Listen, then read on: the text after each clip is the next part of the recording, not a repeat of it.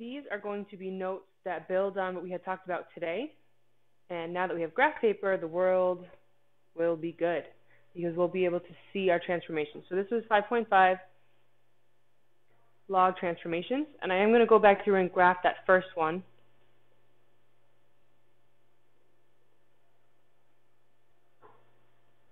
Just to make sure we're all on the same page with where our initial graph comes from. So we were given a function. We were told to graph f of x equals log base 2 of x plus 3 plus 1. If you don't need to hear this part again and you can just graph this yourself, get that accurate graph, feel free to jump ahead in the video to when we actually talk about the transformation. But if you know that you would benefit from hearing it a second time, you can stay with me here and do this right now. So I'm going to set up my table. My focus is getting values on the inside that are 2 or powers of 2 because I have log base 2. So the first thing I'm going to ask myself is, well, I have x plus 3 on the inside of these parentheses. If I wanted to get a 2, that means, so this is what I want, that would come from log base 2 of negative 1 plus 3. So my input is going to be negative 1. And then over here on the right, let's actually figure out what that's going to be. Log base 2 of negative 1 plus 3 plus 1. We just said how this will get me log base 2 of 2, which we know equals 1. So 1 plus 1 equals 2.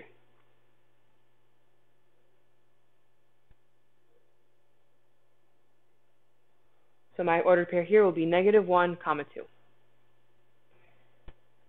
So this was nice because that was log base 2 of 2 to the first.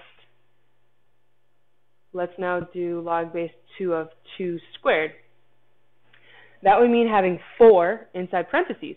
I have x plus 3 here, so to get 4, that would have to be log base 2 of 1 plus 3. So the input is 1 for x, and then off to the right, let's do the math. So log base 2 of 1 plus 3 plus 1. Well, log base 2 of 4, or log base 2 of 2 squared, however you choose to see it, would get me 2 plus 1 is 3. So that's 1, comma 3. Lastly, we need a third point, and it's always nice to use that property that the log base anything of 1 is 0. So to get 1 in here, ask yourself, what does x have to be? Well, if it's x plus 3, x is going to be negative 2. So my goal is 1. To make that happen, log base 2 of negative 2 plus 3. So my input is going to be negative 2. Off to the side, we'll sketch out that work real quick. Log base 2 of negative 2 plus 3 plus 1. Inside parentheses, negative 2 plus 3 gets me 1. Log base 2 of 1 is 0. Log of 1 is always 0, plus 1. So 0 plus 1 is 1. So our final ordered pair will be negative 2, comma 1. We have our 3 points, and we can graph. Let's work on getting a 10 by 10 grid.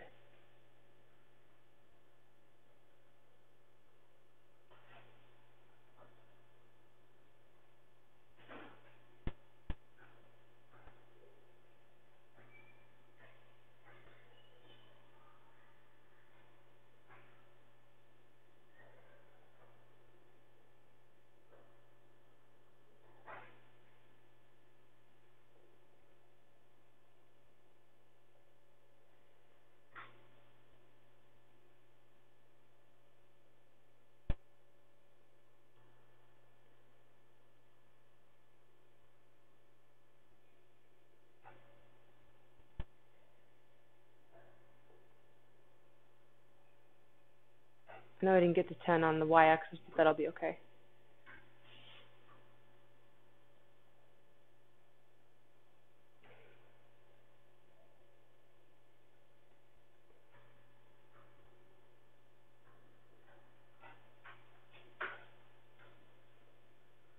we've got negative 10, 1, 2, 3, 4, 5, 6, 7, 8, 9, 10.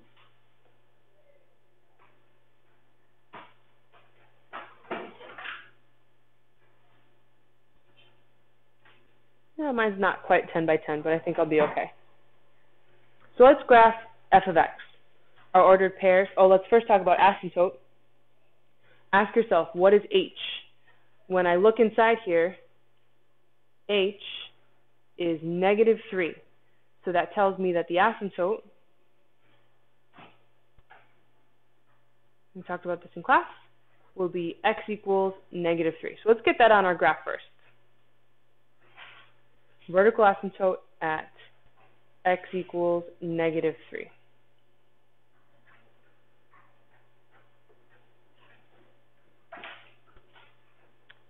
Plotting our ordered pairs, let's take a look at our table. Negative 1, comma 2. So much easier with graph paper. Negative 1, comma 2. 1, comma 3.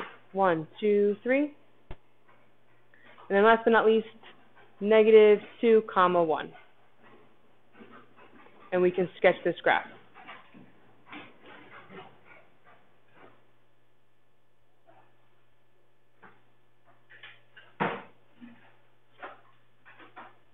So here's our graph of f of x.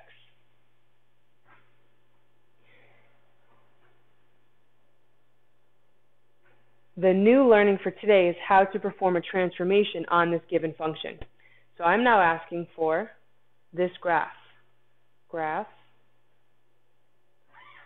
g of x equals negative f of x minus 4 minus 2. And the first thing we did today was actually get a list. Let's get a list of what these transformations mean. When a negative is on the outside of the function, that is a reflection, where it reflects over the x-axis.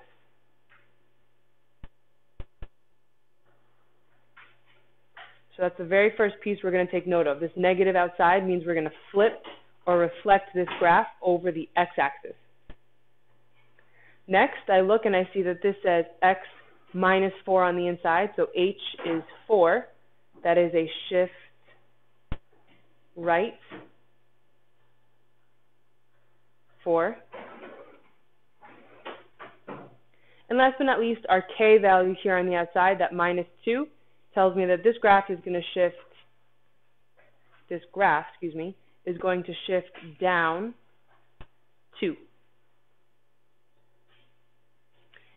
We're going to sketch these points first. I'm going to put that in kind of quotation. Sketch flipped points first.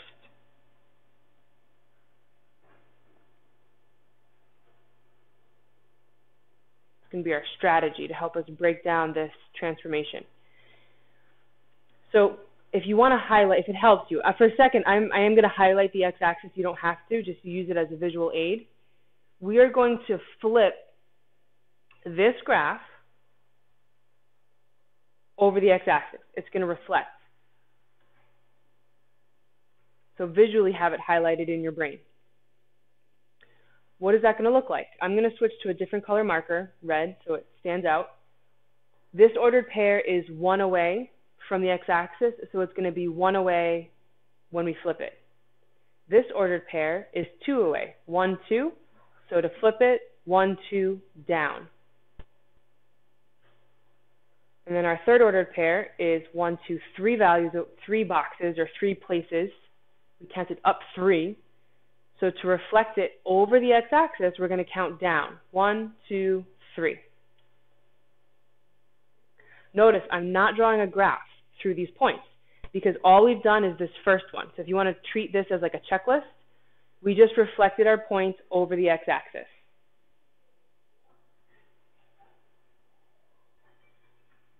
Next, we're going to account for these shifts.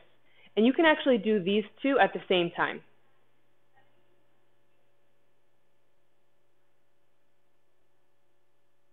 Make a note, can do at same time.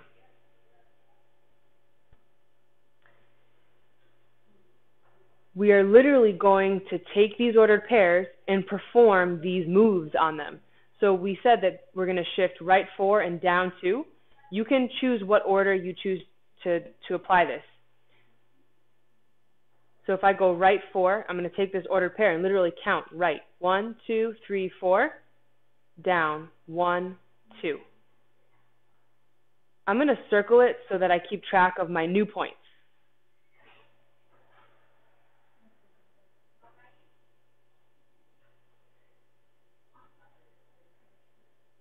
We could have gone down 2, right 4. Notice I'm going to end up at the same place. Down 2, right, 1, 2, 3, 4. So whether or not you choose to go right 4 and then down 2, or down 2 and then right 4, the order does not matter. Let's take our second ordered pair. Let's go down 2, 1, 2, right, 1, 2, 3, 4.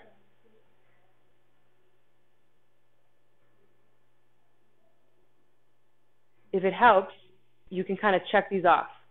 So far we've transformed or shifted these 2 points.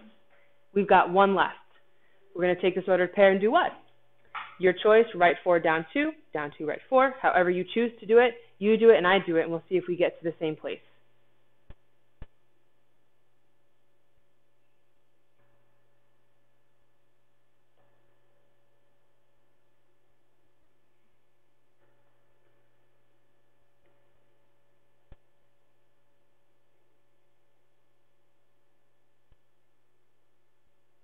Do we match? Take a look. So I started here. Again, order doesn't matter. So you could say down 2, right, 1, 2, 3, 4. Or you could have gone right, 1, 2, 3, 4, down 2. We're at the same place. Before we can draw our new graph, though, what's missing? I don't have an asymptote. That will come just like you shifted values, the ordered pairs right. Notice this is a shift right 4. Shift, asymptote,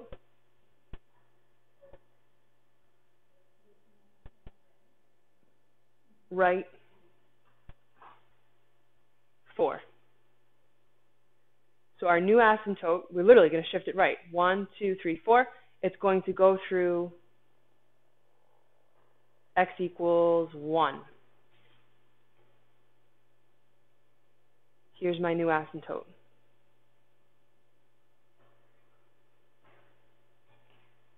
We have successfully transformed our function, and now we can draw our graph.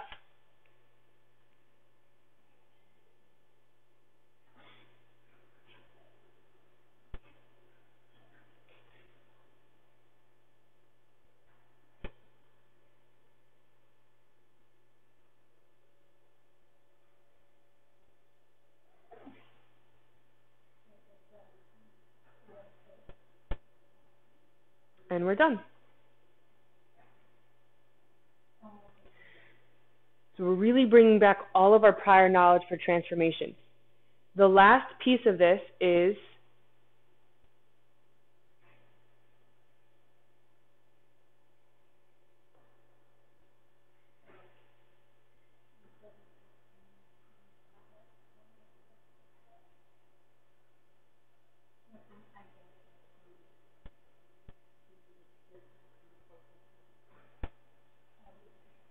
write the actual function for g of x. Right now, how we have it written is in terms of what transformations were done on f. The question is, what's the actual new function? So the best strategy that I can provide is kind of follow the stepping stones of what we did. We started off with f of x equals log base 2 of x plus 3 plus 1. This is where we started. Then ask yourselves, what did we actually do? Well, here's our little checklist of what we did. We reflected the graph over the x-axis. That means that we now have a negative coefficient on the outside.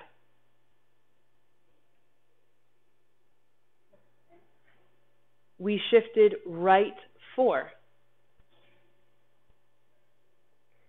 So if the original inside was x plus 3,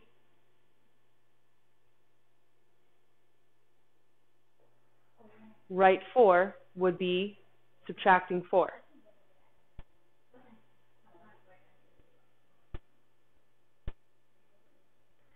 And then we had a plus 1 here. What kind of vertical shift happened? Well, let's take a look. We shifted down 2. Down 2, how would I write that in math here? Minus 2.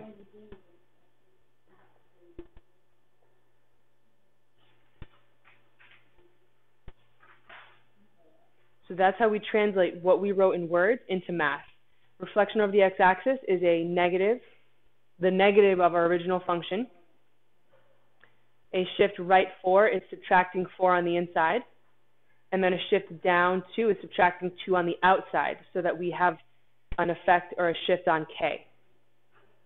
Our last step will be just to simplify. So this becomes, I shouldn't have called this f of x, I'm sorry. This is now g of x. G of x equals negative log base 2 of x. 3 minus 4 is a minus 1.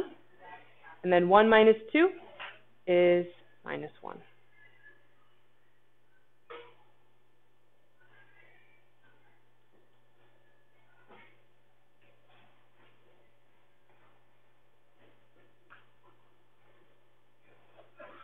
And I think I made a mistake.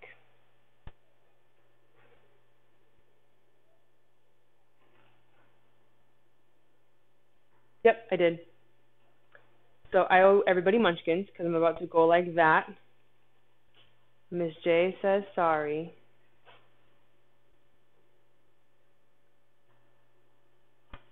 Donuts tomorrow. Because we shouldn't have started with F. I looked down too quickly on my notes. We should start with this. So we're going to do the same thing. Not like what we did was wrong, we just used the wrong one. So I'm sorry.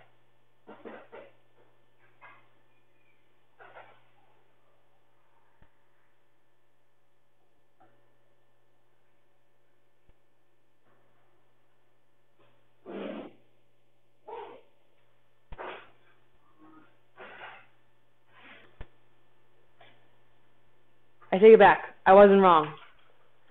For those of you who are here right now, I'm going to edit it. This part hopefully is not even in my video. I'll still bring you donuts though. Our inside joke.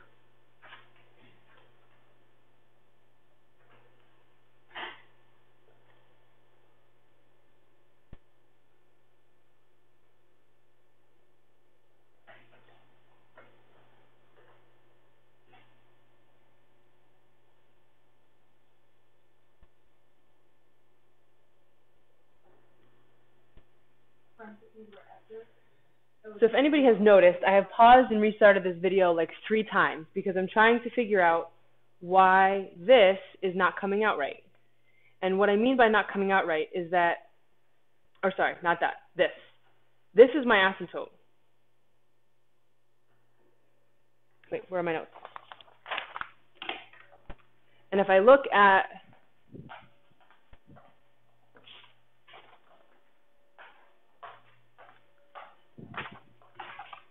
sorry, I'm thinking inverses. Back up, back up. I'm trying to figure out why this is wrong, because it's not supposed to be -1, it's supposed to be a -3. So being the awesome collaborative math teacher I am, I called Miss Bump and I'm like, Miss Bump, why am I doing this example and it's not coming out right? Well, I'm just going to shift all of this over for a second.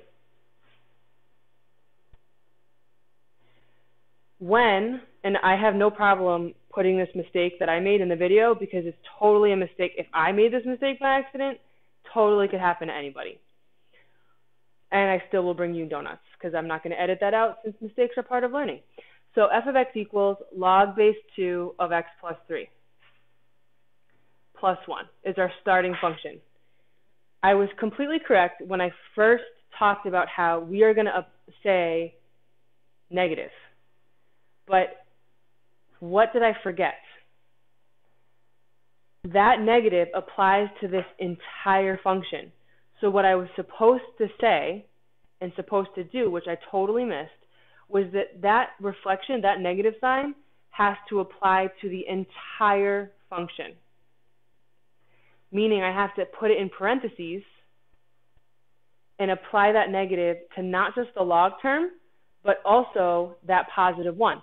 So that becomes g of x equals negative log base 2 of x plus 3 minus 1.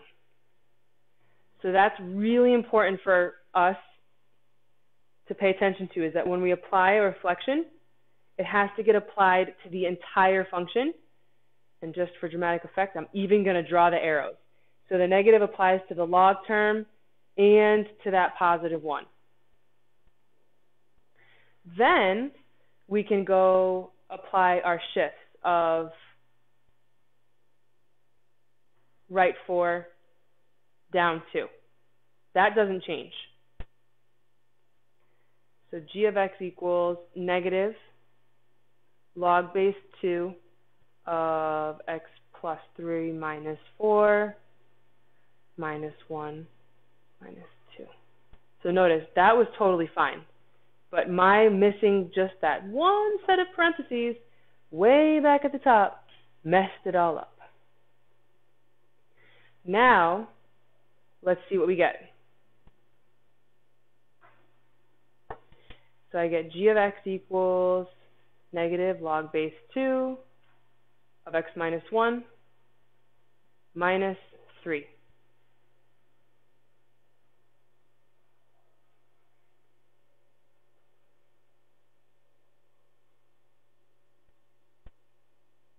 And I'm all set. That's correct. So because I kind of made a little snafu of my example, I want to make sure we're all on the same page.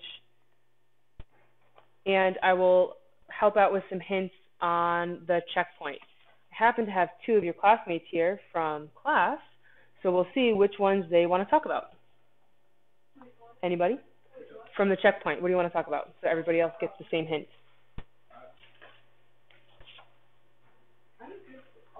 Ooh, 1 is good with everything, so maybe the video ends here. One more classmate. Oh, look at that. Both classmates are completely good. Well, they just botched my plan of them picking one, so let me pick one. Oh, whoa, wait. Oh, look at that. Number 9. What does your number 9 say?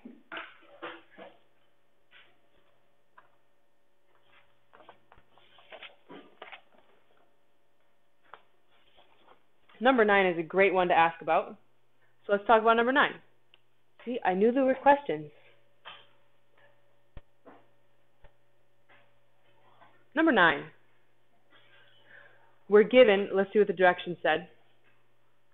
Write a transformed logarithmic function in terms of f of x with the characteristics given, then write the actual function and graph it.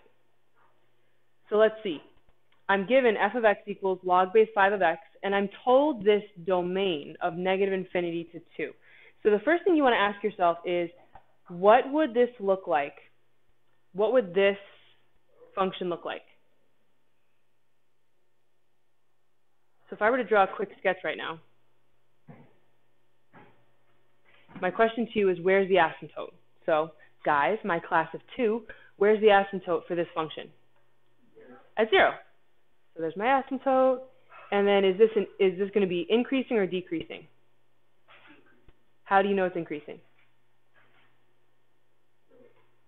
I'm not saying you're wrong, but how do you know it's increasing? That base tells me, right? 5 is greater than 1. So if I were to sketch it, it's increasing. What's the domain of this function? This one? 0 to infinity. So this is what I'm starting with, this mental picture. And I'm trying to get to a domain of negative infinity to 2. think about what that means. Where's the graph going to be? If the domain is negative infinity to comma 2, which side? Yeah. Is it going to be on the right side or where does it go? On the left side. Goes on the left side. So if the graph, so your classmates just said left side and they're correct. If the graph is going to live over here, what kind of transformation is that? It is a reflection. Ask yourself, is it going to be very good, reflection over the asymptote. So if it's a reflection, we can get a little list here. Reflection over the asymptote. If it's a reflection over the asymptote, what's negative, on the outside or the inside?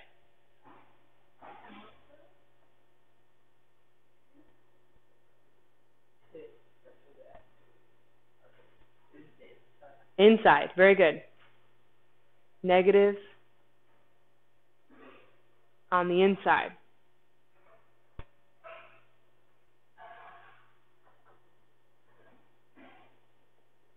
So the reason why there's P of X is listed twice, here we're going to track changes on F. Negative on the inside gets us that reflection over the asymptote. Just to make sure we're clear, the negative would have gone on the outside if it was a reflection over what? Very good, over the x-axis. But this is not a reflection over the x-axis. If it was a reflection over the x-axis, my graph, if you look at the screen, my graph would still be right here, yes? And that's not what I want. The graph has to get to this side, which is the reflection over the asymptote, which means the negative's on the inside. Okay. Is that what I need? Is that all I need? In pencil, let's figure it out.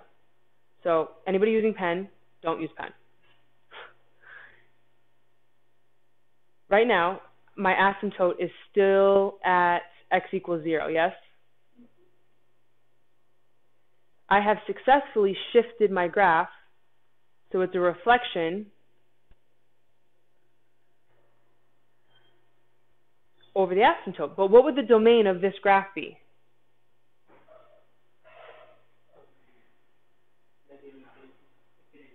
Yeah, this would be negative infinity comma 0. Is that what I was supposed to get? No, it's close, but what's wrong? Very good. The answer from your classmate was that the asymptote is going through 0, not 2. So what kind of shift do I have to get so that the asymptote goes through 2? Shift where? Good job. Shift right, how much? You just told me. 2. How do I indicate that as a transformation? Very good.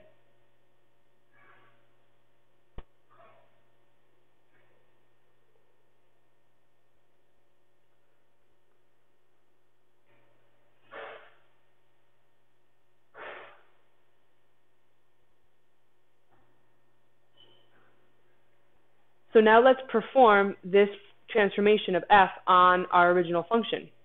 So P of x is going to equal, anybody want to help me out with that? Does anything go in front? Watch, look at this. Do we have any negative here? No. So there's no negative in front of the log. But what happens on the inside?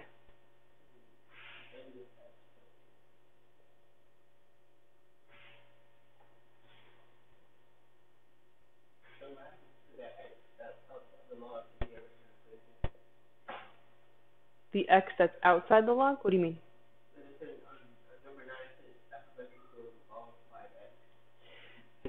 You're talking about this one right here? Yeah. This is not outside. So his question was, what happened to x that's on the outside? This could be rewritten as log base 5 of x with parentheses around x, part of the log. So our job is to set up a table and graph this. What do we want to use for points?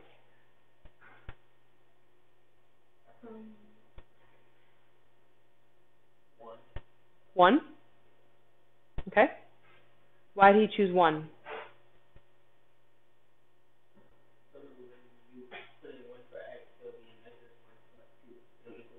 Very good. He just said that because when I plug in 1 for x, negative 1 plus 2 becomes 1, and log base 5 of 1 is 0. Very good.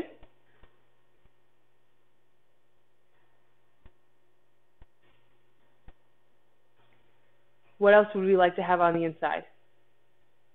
What other goal value would we have? This is log base 5. So I would like to have what right here? 5. So what would you need to plug in for x to get a 5 to be on the inside of these parentheses? Think about it. It would be a negative. Negative what? I'm not sure about that. Negative 7 would be 7 plus 2 is 9. Very good. Negative 3. Because when I plug in negative 3, negative 3 becomes positive 3 plus 2 is 5. What's log base 5 of 5? 1.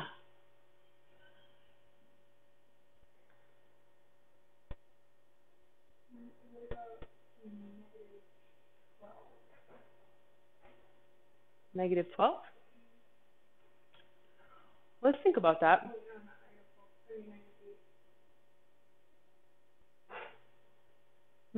Why negative 8?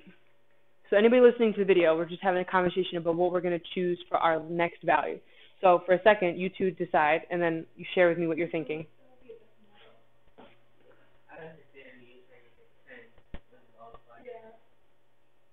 But if I do 5 squared, that's going to be huge, right? So I don't know if I want to do that.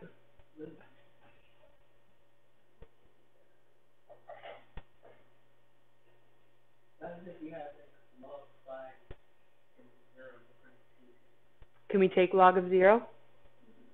No.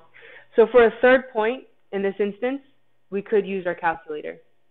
And what's a nice multiple of 5? 10. How would I get 10 on the inside of these parentheses? Negative 8.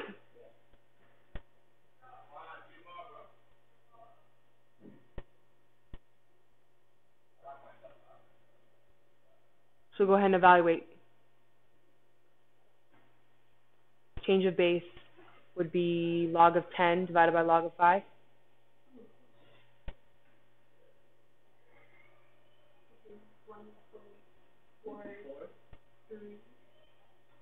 1.43.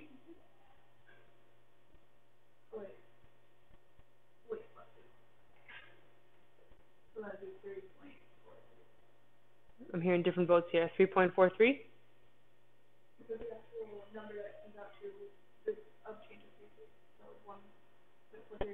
And then what do you have to add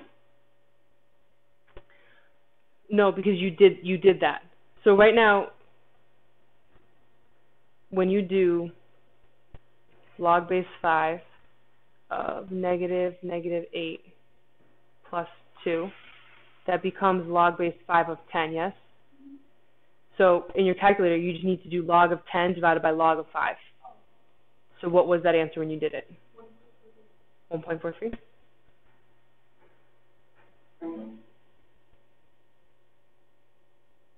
And let's graph. Where's the asymptote? Very good.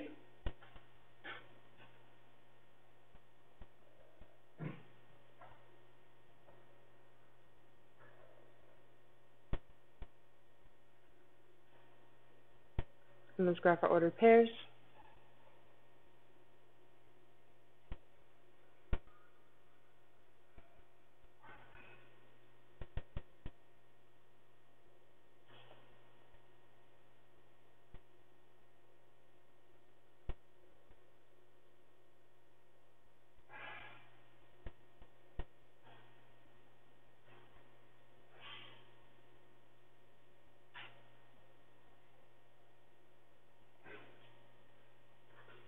And we're all done.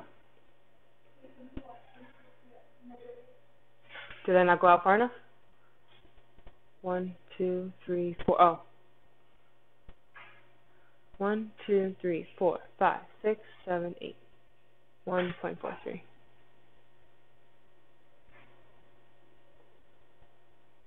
There we go.